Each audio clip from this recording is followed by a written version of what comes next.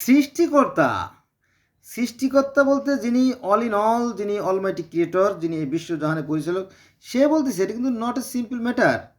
হ্যাঁ, এখানে বলতেছে কি বলে শোনেন, খুবই গুরুত্বপূর্ণ আয়াতে চলে আসছি।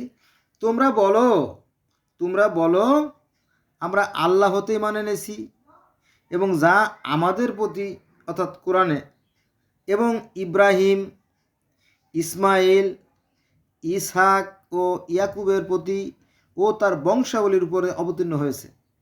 কোরআন বলতেছে যে এর পূর্ববর্তী যত গ্রন্থ আসছে সেটাই শুধু বলে না, এখানে নাম মেনশন করে দিয়েছে।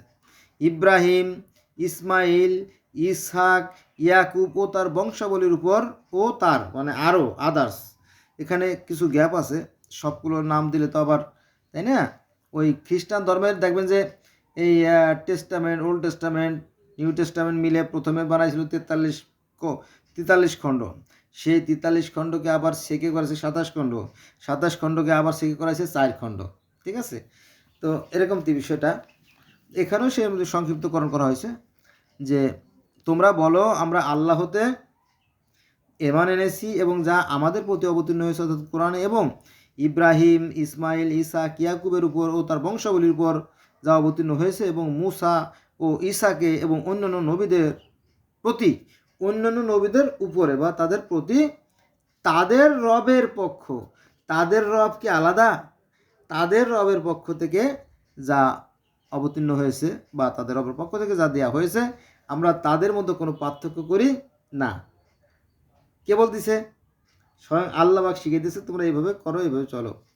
আমরা দেওয়া হয়েছে আমরা তাদের মধ্যে কোনো পার্থক্য করি না এবং আমরা তার কাছে আত্মসমর্পণকারী। আল্লাহ বলতেছে তোমরা বলো যে আমরা এই যে গত দিনগুলোতে যে সমস্ত কিতাব নাজিল হয়েছে এগুলোতে কোনো পার্থক্য করি না, আল্লাহ বলতেছে। কিন্তু এটা আছে সূরা আল বাকার আর 136 নম্বর আয়াতে। কিন্তু হুজুর বলে না, অন্যান্য হাদিস মানা যাবে না, ওইটা মানলে পরে আমাদের ব্যবসায়ী ঘাটতি দেখা যায়, আমাদের ধর্ম ব্যবসা ভালো চলে না। বুঝলেন না? এই ধর্ম ব্যবসাটা মানে ধোঁকাবাজিমূলক একটা ব্যবসা আর কি। এদেরকে মানুষ পছন্দ করে না, কিন্তু কিছু ভয়তে বলতে পারে না, মায়ের খাওয়ার ভয়তে।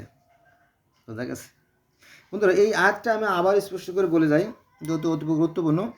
তোমরা বলো আমরা আল্লাহ হতে ঈমান এনেছি এবং যা আমাদের প্রতি অবতীর্ণ কোরআনে এবং ইব্রাহিম, ইসমাইল, ইসহাক ও ইয়াকুবের প্রতি ও তার বংশাবলীর উপর যা অবতীর্ণ হয়েছে এবং মুসা, ইসাকে এবং অন্যান্য নবীদের প্রতি তাদের রবের পক্ষ থেকে যা দেওয়া হয়েছে আমরা তাদের মধ্যে কোনো পার্থক্য করি না, আমরা তার কাছে আত্মসমর্পণ করি, আল্লাহর কাছে।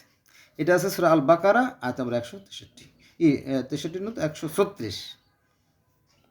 এই যে সৃষ্টিকর্তার যে সমস্ত মহামানব যারা পৃথিবীতে আসছে এদের মধ্যে পার্থক্য করা যাবে না। যেমন রাম, শ্রীকৃষ্ণ, বৌদ্ধ, জরস্টার, হ্যাঁ সহ নাম না জানা অনেকে আছে।